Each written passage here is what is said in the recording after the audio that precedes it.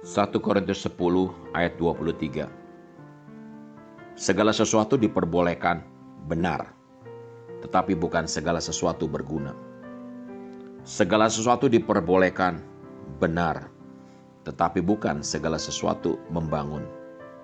Ada kata berguna dan membangun. Yang pertama, berguna. Berguna bisa berarti mendatangkan keuntungan bagi diri kita, orang lain, dan lingkungan. Pecandu seringkali berkata yang penting tidak merugikan orang lain.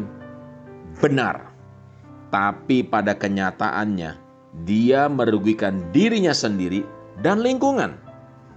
Akibat penggunaan narkoba, dia jadi pecandu, hidupnya kacau, keluarga, tetangga, dan masyarakat semua diliputi ketakutan. Bisa berupa teror, intimidasi, dan lain sebagainya. Hidup orang percaya hanya ada dua pilihan, jadi berkat atau jadi berat. Antara berkat dan berat hanya dipisahkan satu kata, K. Saya mau katakan, K di sini adalah Kristus. Tanpa Kristus, hidupmu jadi berat. Bersama Kristus, hidupmu jadi berkat. Kotoran hewan saja berguna, bisa jadi pupuk atau biogas. Apalagi kita sebagai ciptaan Tuhan yang paling sempurna. Mari bangkit para pecandu. Kalau hari ini hidup kita tidak berguna dan berat, temukan Kristus yang sanggup mengubah hidupmu jadi berguna dan berkat. Yang kedua, membangun. Kalau kita mau bangun rumah, pasti kita cari kontraktor yang sudah punya reputasi baik. Kita tidak akan serahkan ke kontraktor yang tidak jelas, yang tidak ahli, bahkan yang tidak pernah membangun rumah. Bagaimana sekarang kita membangun hidup kita? Cari ahlinya. Ibrani 3 ayat 4 berkata, sebab setiap rumah dibangun oleh seorang ahli bangunan. Tetapi ahli bangunan segala sesuatu ialah Allah. Alkitab berkata, ahli bangunan segala sesuatu ialah Allah. Yesus adalah seorang ahli bangunan segala sesuatu. Dia ahli dalam membangun masa depan. Dia ahli dalam membangun usaha pekerjaan saudara.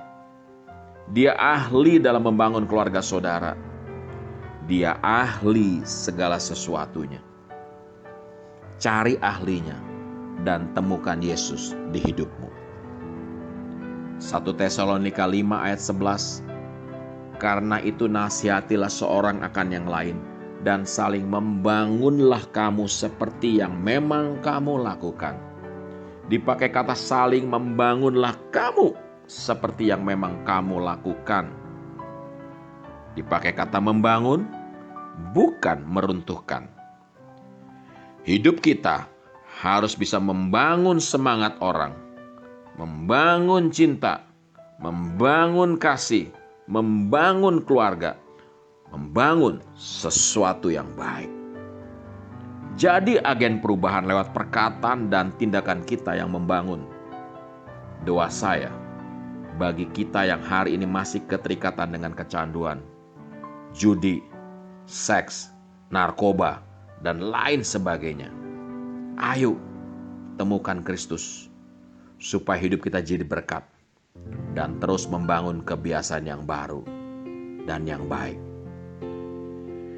Saya tutup dengan sebuah kesaksian yang saya beri judul, Masker versus Camper.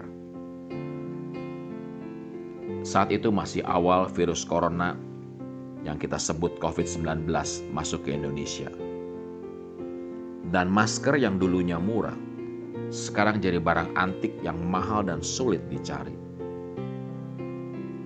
Cerita ini dimulai ketika saya harus menginap di sebuah hotel di sebuah kota kecil di Jawa Tengah. Sebelum besok saya akan melayani di sebuah gereja. Ketika saya masuk kamar hotel, ada bau yang begitu kuat di dalam kamar hotel. Saya cari apa penyebab bau tersebut. Ternyata saya temui dalam laci di samping ranjang saya ada kamper yang ditaruh pihak hotel. Saya tidak tahu untuk apa, tapi jumlah kamper membuat saya tercengang. Ada 40 buah kamper dalam 2 laci di samping ranjang saya. Ada 10 buah kamper di laci meja kerja. Dan 2 kamper besar berwarna merah dan kuning di kamar mandi. Total ada 52 kamper dalam sebuah kamar hotel yang kecil. Saudara bisa bayangkan bagaimana bau kamper sangat dominan. Saya kumpulkan semua kamper dan saya buang ke dalam kloset. Mohon maaf kepada pemilik hotel saat itu. Tapi bau kamper tetap sangat kuat. Saya bersihkan filter AC di kamar dengan harapan bau akan segera tersaring. Tetap saja masih bau. Lalu saya ambil handuk. 2 handuk saya basahi. Dan saya tutup 2 laci di samping ranjang saya dengan handuk basah. Puji Tuhan, lumayan. Tapi tetap masih bau kamper. Saat mau tidur, bau kamper masih tercium. Saya ingat, saya masih punya masker cadangan dalam tas saya. Ini stok yang selalu saya bawa dan masih murah waktu dibeli. Saya ambil dan pasang di wajah saya. Wow, puji Tuhan, bau kamper jauh berkurang. Dan tahukah saudara, malam itu saya tidur di kamar hotel dengan menggunakan masker. Terima kasih Tuhan, terima kasih masker. Pesan saya untuk pedagang masker waktu itu, jangan jual mahal-mahal. Kasian kalau saya harus pakai masker untuk tidur. Bisa lebih mahal dari sewa kamar hotel. Pesan saya untuk pengurus hotel, saya ambil dari ayat yang kita bahas.